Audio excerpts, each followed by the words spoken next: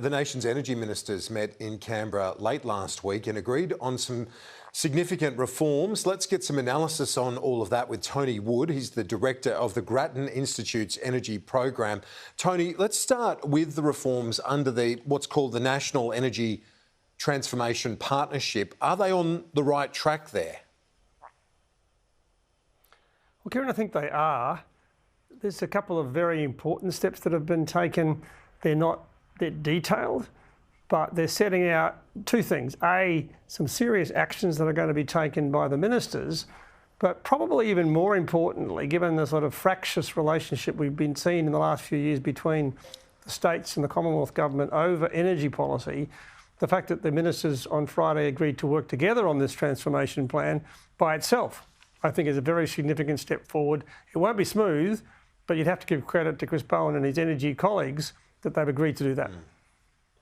And in simple terms, because a lot of this is complex, but in simple terms, is it about integrating energy and climate policy, basically to have a capacity mechanism to ensure the lights don't go out alongside an emissions reduction effort? Look, I think that's almost the holy grail of where we've been struggling. Some of your viewers would be aware that we lost this last time under Malcolm Turnbull and Josh Frydenberg when we had this thing called the National Energy Guarantee that was going to do exactly what you described, Kieran, and in some ways that even contributed to Malcolm Turnbull's downfall as Prime Minister.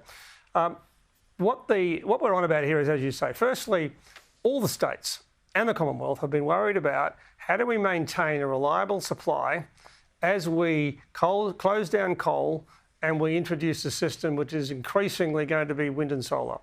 What do you do when the wind isn't blowing and the sun isn't shining, particularly for extended periods of time? What does that look like?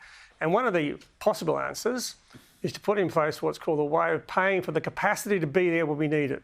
Now, it sounds simple, but it's tricky to design in detail, and that's what the ministers have designed to do using their own officials rather than the Energy Security Board. Alongside that, and the thing that should give those ministers and those in the industry, they give them some comfort that their concerns that we'll not be paying for fossil fuels as when we don't really need it into the future should be addressed by a second policy. That is a policy to constrain emissions in the electricity sector. You've got two problems: reliability, emissions reduction. Two mechanisms alongside each other, complementing each other, working together. Now, the government will almost certainly have legislation going through the Parliament to support the national emissions reduction target for 2030. What they now need to do is think about how do they take that high-level objective, the thing they're going to embed in the national electricity objective, and embed that in the electricity system, in the market, to make sure that that can then be delivered in the way that they've talked about. And then the two mechanisms can be designed so they'll work cooperatively together to deliver both reliability and reduce emissions, hopefully at the lowest cost.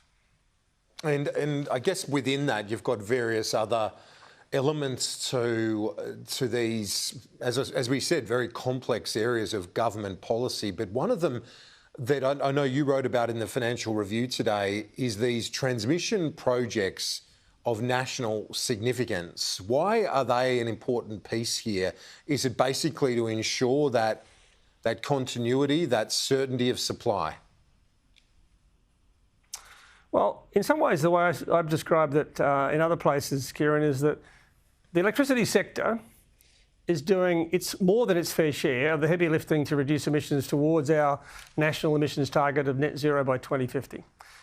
Electricity is on that pathway already and probably ahead of that. We've done the easy bit, however. We've actually connected a lot of low-cost wind and solar energy to our transmission grid where it had the capacity to accommodate that. We're now in a situation where we've exhausted a lot of that transmission's capacity to do this. And as we get more and more wind and solar into the system across the country, we need to be able to move electricity around the grid to deal with the situation where the wind is blowing somewhere but not somewhere else, and vice versa. And so transmission becomes critically important. The new Labor government has recognised that's the challenge, but because we've been mucking around so long now, we have to do this in a very short space of time. And when you do things quickly, big things in particular, there are risks to cost and there are risks to overruns in terms of time and cost. So getting hold of this is very important. The ministers have said they've addressed 3 projects, 2 of which are important to get renewable energy connected to the grid in New South Wales and Victoria and connect those 2 states more strongly. And the third one is to connect a second connection between Tasmania and the mainland to use the generation capacity, the low emission generation capacity and the potential storage in Tasmania as part of this grid. In a perfect system, we would have worked through this detail very carefully and made sure we understood all the risks and all the details of the cost. We haven't got time to do that. Tony Wood, it's great to get your insights as always. Tony, Director of the Grattan Institute's Energy Program. Thank you.